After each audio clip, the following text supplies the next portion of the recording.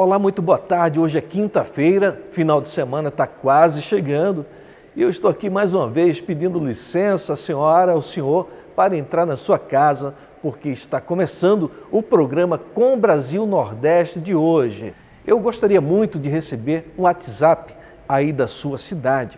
Gostaria de saber de qual parte do país que você está ouvindo o programa Com Brasil Nordeste. Vamos ao giro de notícias, chamando primeiro o nosso colega jornalista que está no Nordeste, Marcelo Jorge. Marcelo Jorge, a tela da TV Com é sua.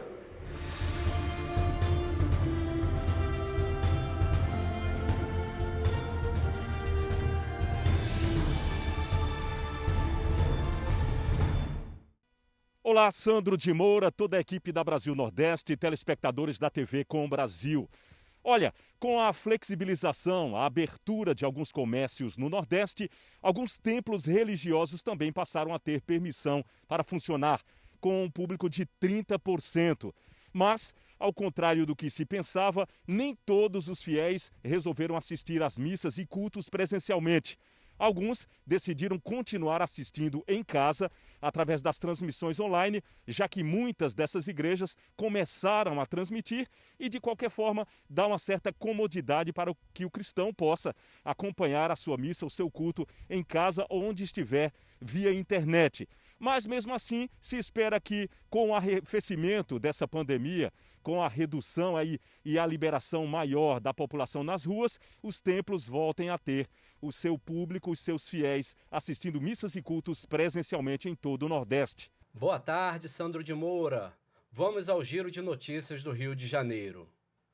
Enquanto Wilson Witzel tenta salvar sua cabecinha ao recorrer à justiça para suspender o processo de impeachment que responde na Alerj, seu ex-secretário de Saúde, Edmar Santos, fecha acordo de delação com a Procuradoria-Geral da República e entrega provas materiais envolvendo o governador do Rio de Janeiro no esquema de corrupção nos contratos da Secretaria Estadual de Saúde. Edmar Santos foi preso na última sexta-feira pela Operação Mercadores do Caos, coordenada pelo Ministério Público do Rio de Janeiro, que investiga fraudes na compra de respiradores pulmonares destinados ao tratamento de pacientes com Covid-19. Amigo Sandro de Moura, parece que a cabecinha do governador está a prêmio. Kleber Araújo, para o programa Brasil Nordeste. Olá, meu amigo Sandro de Moura, olá, programa Brasil Nordeste. O meu coração bate pelo Maranhão. O projeto que foi apresentado pelo deputado federal Kleber Verde, da bancada do Republicanos do Maranhão, tramita agora na Câmara dos Deputados e determina a suspensão do pagamento de mensalidade de creches e berçários durante o período de calamidade pública. Isso mesmo. Enquanto durar a pandemia, ficariam os pais desobrigados a pagar mensalidade a creches e berçários particulares. Essa medida, ela seria válida apenas para aquelas instituições que não oferecem atividades remotas e cujo funcionamento esteja suspenso em razão da pandemia do Covid-19. Esse projeto de lei, que leva o número 3652/20, é, segundo o deputado, muito importante para a regulação desse setor, porque, diferentemente das instituições de ensino, que poderão repor as aulas em momento oportuno, ou então oferecer meios alternativos de transmissão desse ensino, não há essa possibilidade para os casos dos serviços prestados pelos berçários e pelas creches. Por falar no deputado Kleber Verde, o Maranhão amanheceu de luto hoje, porque houve a divulgação da notícia da morte dos pais desse deputado, que foram brutalmente assassinados no sítio onde residiam, no povoado de Limão, na região do Turiaçu, do município de Turiaçu. Os policiais que estiveram no local, eles dizem que as investigações apontam para que o autor do duplo homicídio tenha sido o caseiro que foi demitido há um mês e que o crime possa ter sido praticado por vingança, já que nada foi levado da residência do casal. Após buscas durante toda a madrugada, 2 dos suspeitos foram detidos, um tombou morto no tiroteio que travaram com a polícia e um 4º elemento continua foragido. É uma história muito triste que lamentamos ter que relatar e só nos cabe destinar os nossos sinceros pêsames ao deputado Kleber Verde e toda a sua família. Assim, encerrando por hoje nossa participação no Giro de Notícias, aqui me despeço, Vinícius Nagem, direto do programa Brasil Nordeste.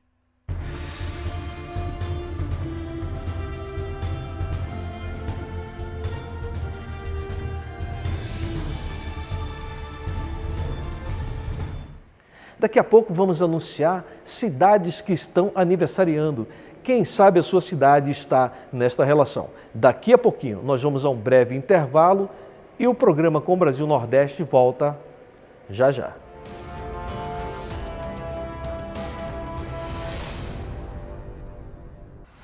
De segunda a sexta, das 12 às 12h30, Brasil Nordeste na TV Com Brasil. Canal 28, na Sky e Oi TV. TVs Claro e NET, no Canal 3 e na TV Vivo e GVT TV, Canal 239. Brasil Nordeste na TV Com Brasil. De segunda a sexta, das 12 às 12h30, apresentação Sandro de Moura.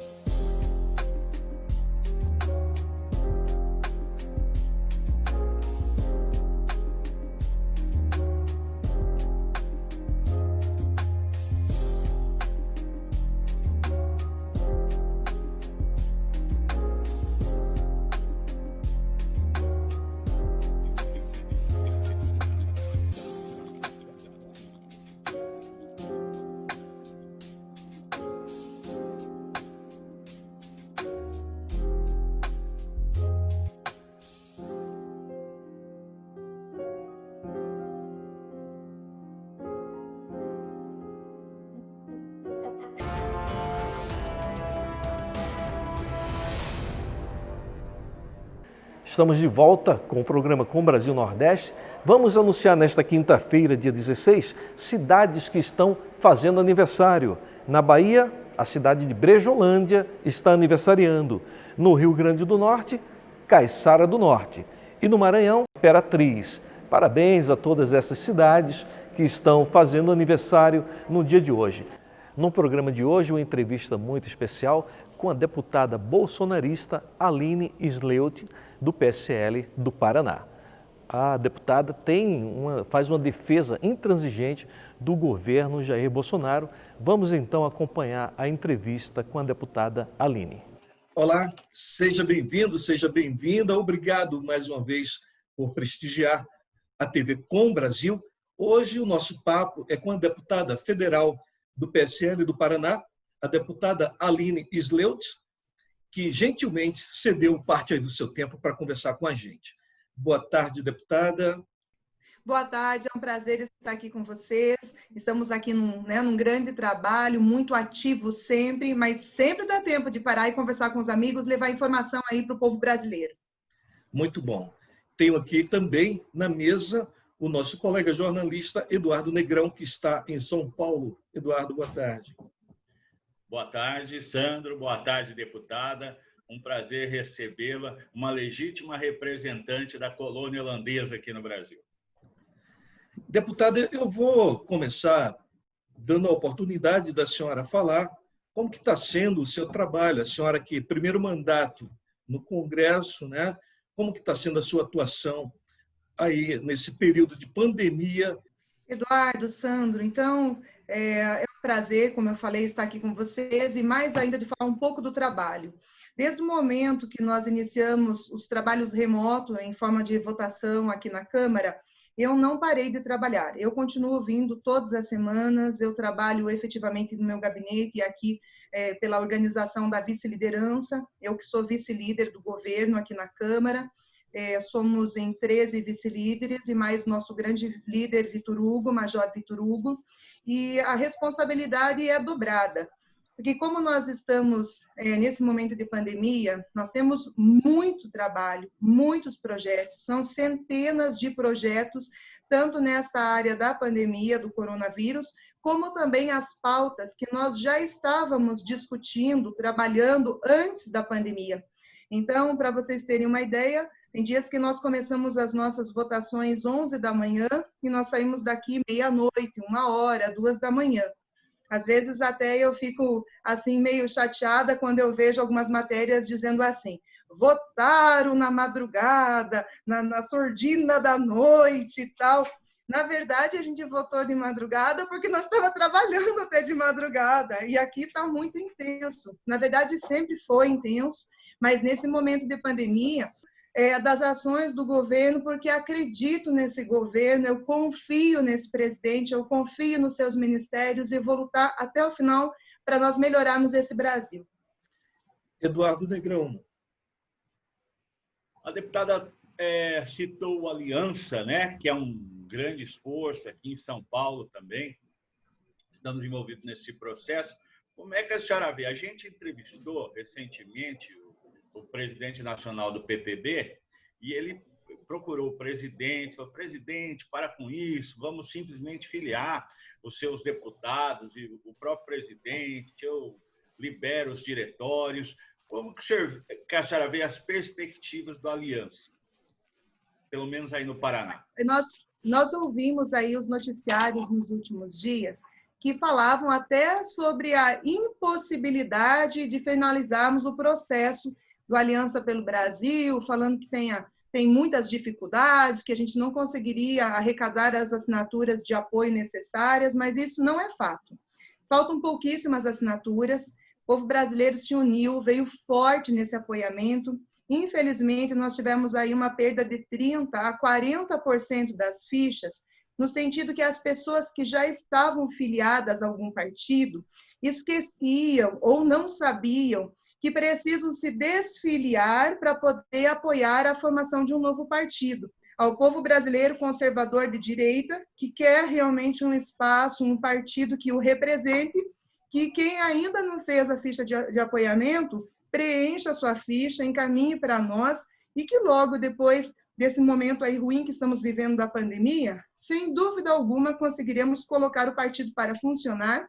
Deputada, por falar em partido, esse quadro de eleição municipal, os deputados federais aliados ao presidente da República, o presidente já falou que não vai ter tempo, não tem como se dedicar a isso. Os deputados federais vão apoiar candidaturas a prefeitos?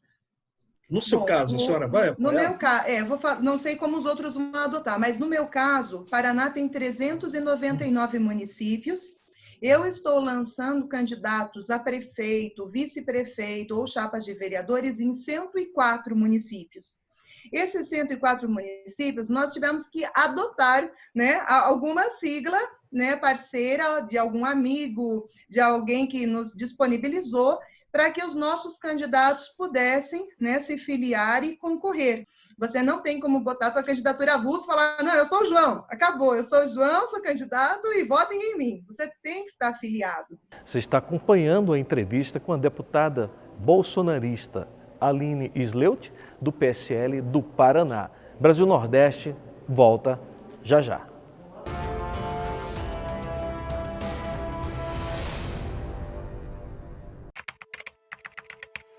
Para ajudar os brasileiros que vão precisar entrar ou se recolocar no mercado de trabalho, o governo federal, por meio do programa Novos Caminhos, do Ministério da Educação, investiu em milhares de vagas de cursos à distância em instituições públicas parceiras. Os cursos serão oferecidos de acordo com a necessidade do mercado de trabalho de cada região. Mais oportunidade, mais emprego, mais conhecimento. Todos os cursos serão gratuitos, de qualificação profissional e com certificado, para você já começar a se preparar agora. Conheça os cursos das instituições parceiras e saiba como participar do processo seletivo e se candidatar a uma vaga em portal.mec.gov.br.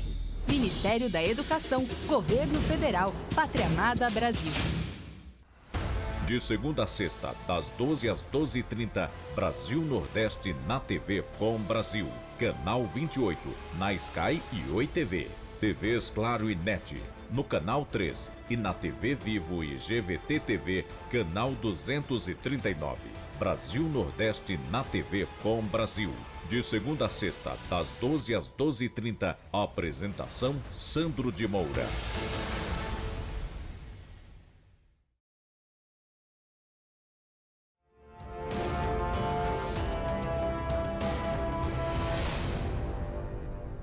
Vamos voltar para continuar esse bate-papo com a deputada sobre a defesa do governo do presidente Jair Bolsonaro. Nas capitais do Nordeste, a gente nota um crescimento, que o Bolsonaro sempre foi forte no Sul, né? No Sudeste, até mais no Sul do que no Sudeste. E a capital do Paraná, especificamente, Curitiba, como que a senhora vê o cenário político lá? Então, o capital do Paraná, nós teremos, até o momento, tem 4, 5 nomes que estão sendo difundidos, divulgados. Tem, me parece até que sai um candidato do PSL, mas eu, particularmente, ainda não defini apoio, não demonstrei apoio, até mesmo porque fica difícil para mim, nesse momento, sem partido, né? Estou no PSL, mas estou esperando a possibilidade de sair, então fica uma situação um pouquinho difícil.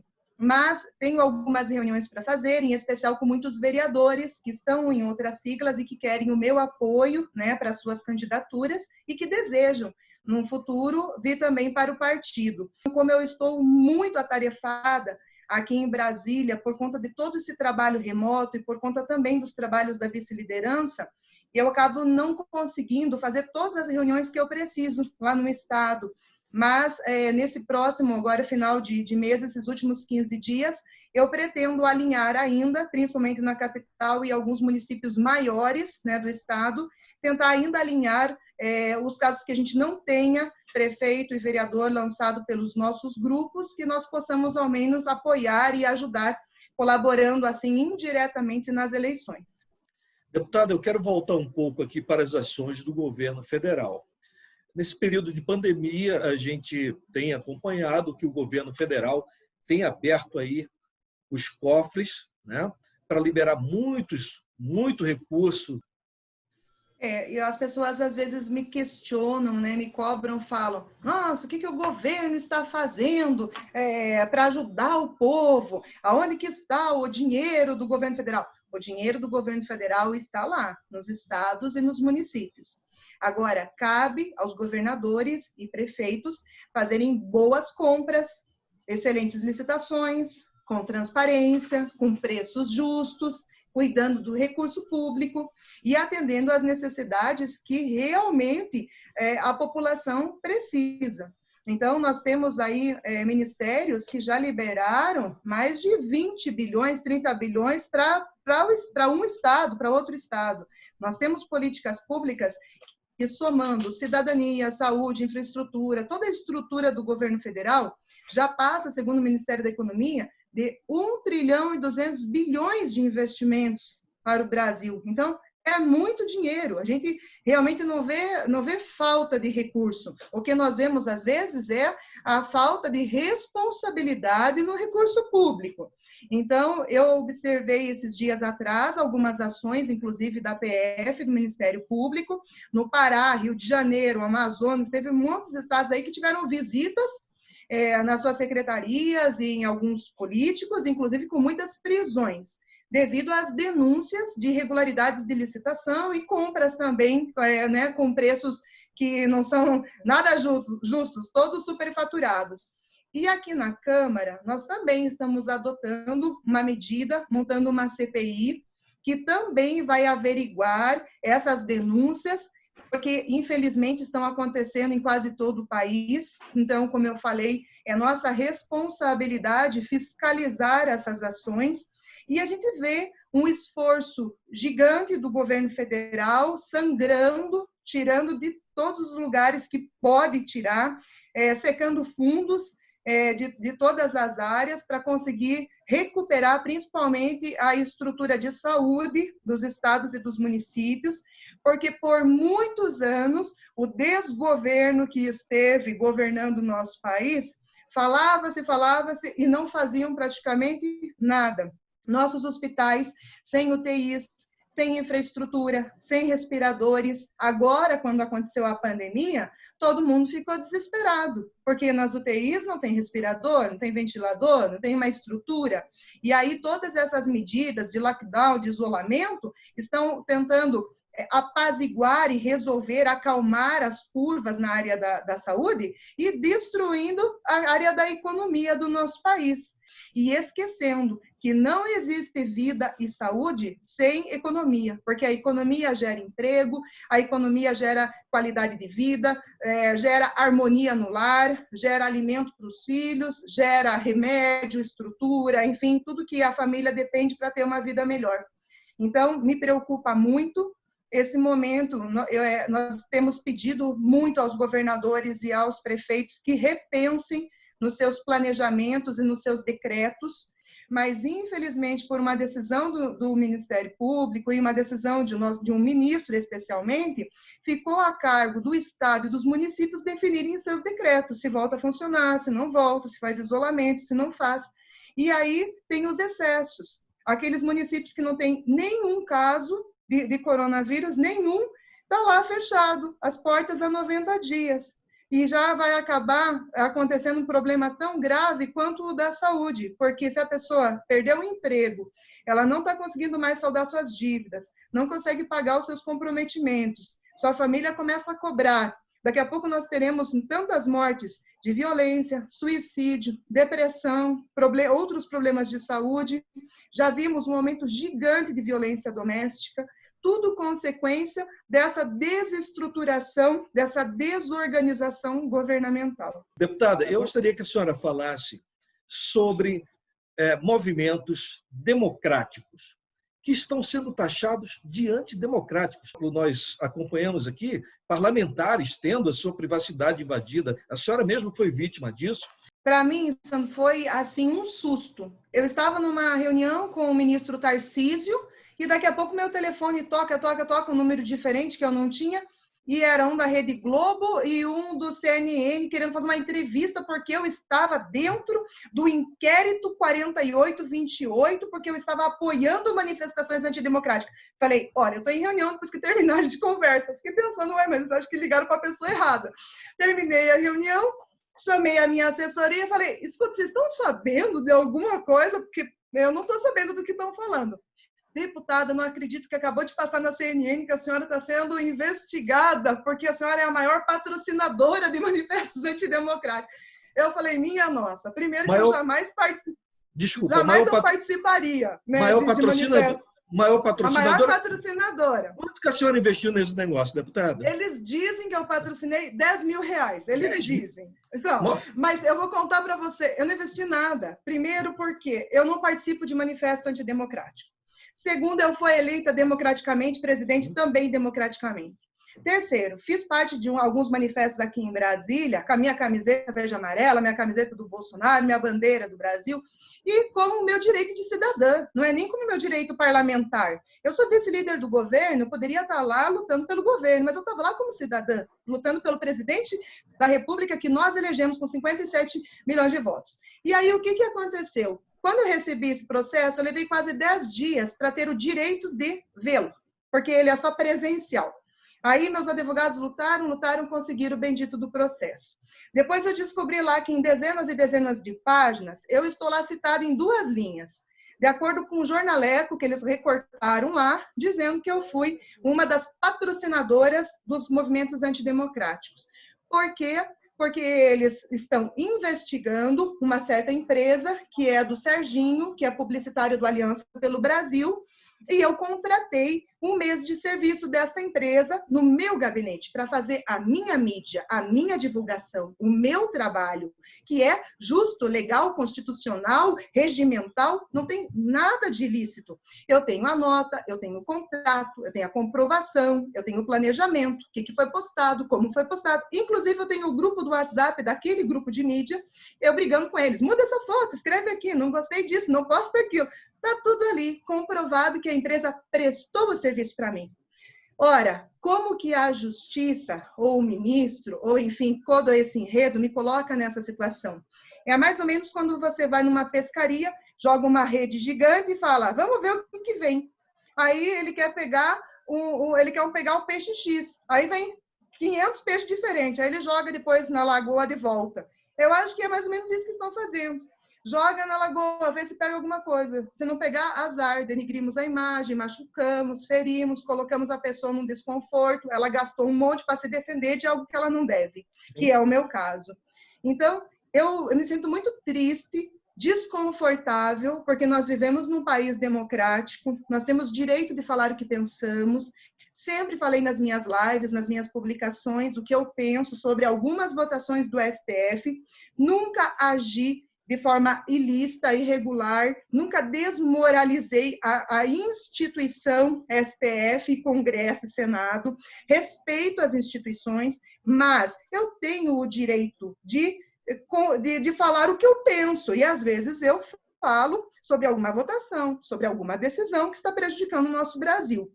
Em relação aos jornalistas, que você falou, e falou muito bem, temos visto uma perseguição natural, porque agora parece que virou natural. Todo mundo que é de direita é perseguido. É jornalista, é escritor, professor, é político, é ativista. Todo mundo está sendo perseguido, sigilos de banco, de conta, de telefone rompido, assim como se fosse a coisa mais simples do mundo. A do Adélio ninguém rompe.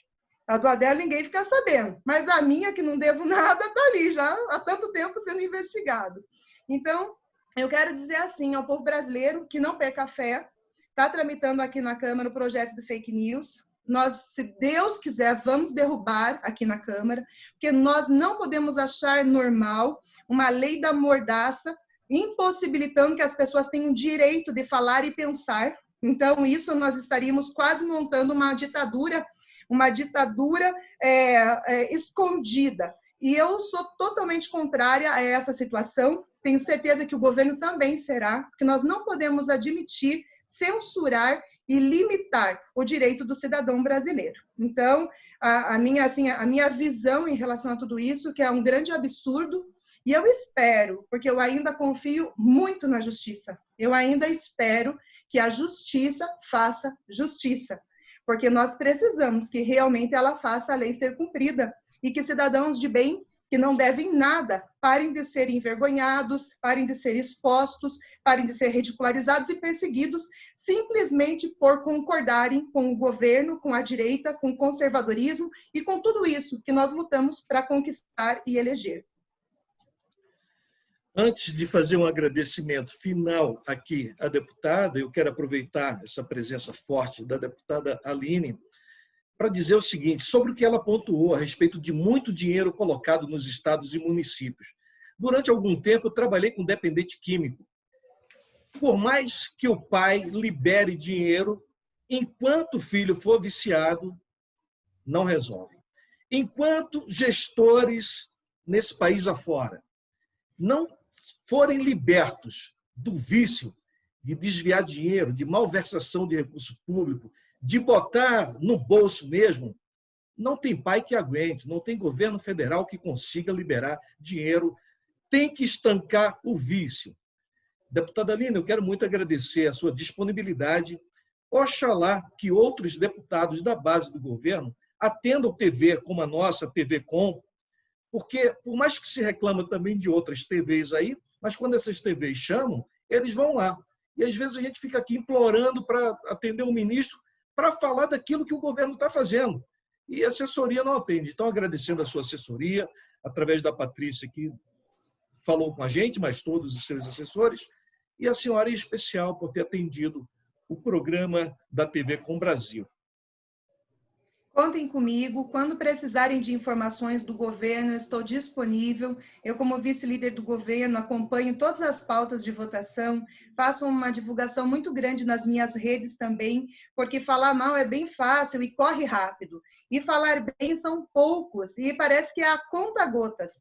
Então, eu já convido também a quem está nos vendo nesse momento, que sigam as minhas redes, vejam o meu trabalho, eu que represento o estado do Paraná, mas também voto as pautas do Brasil. E estou aqui com esse governo, fazendo o nosso melhor todos os dias, manhã, tarde e noite, às vezes a madrugada fora, deixando nossa vida, minha família, meus filhos, minha profissão, para poder estar nessa missão tão honrosa de representar o povo brasileiro. E hoje aqui em Brasília, eu sou uma grande representante do agro e sou a voz do Paraná, a renovação e a mudança. E que Deus nos abençoe nessas eleições, que nós possamos fazer a renovação tão necessária também nos municípios, porque são nos municípios que as políticas públicas acontecem.